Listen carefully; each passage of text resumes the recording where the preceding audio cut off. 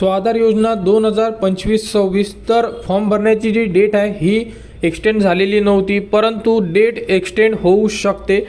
त्यामुळे संपूर्ण विद्यार्थ्यांनी आपले जेही डॉक्युमेंट्स आहे हे रेडी करून ठेवा, जेणेकरून तुम्हाला जीही डेट एक्सटेंड करून मिळणार आहे त्यामध्ये तुम्ही तुमचे फॉर्म भरू शकले पाहिजे।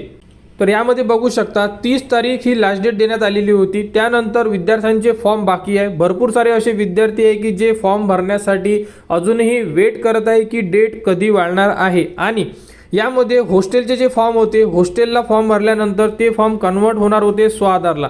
यामध्ये सुद्धा भरपूर जो डाटा आहे हा एडिट होत नाही आहे। यामध्ये 2024-25च्या विद्यार्थ्यांना सुद्धा SMS आलेले आहे। 25-26 मध्ये ज्यांनी हॉस्टेल फॉर्म भरला होता त्यांना सुद्धा SMS आलेले आहे। 24-25 वाल्यांनी जर फॉर्म भरला तर तो फॉर्म त्यांचा अजूनही फर्स्ट इयरमध्ये जात आहे, परंतु तो विद्यार्थी सध्या सेकंड इयरमध्ये शिकत आहे।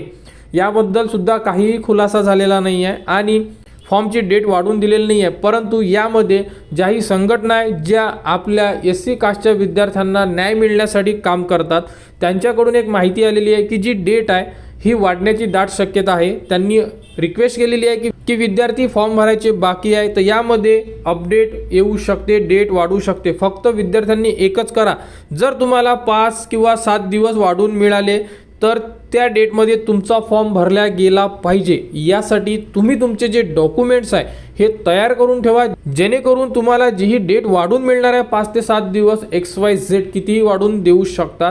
ती डेट मिळाल्यानंतर तुम्ही बोलू शकले नाही पाहिजे की आम्ही फॉर्म भरू शकलो नाही, कारण हा चान्स तुम्हाला शेवटचा असणार आहे।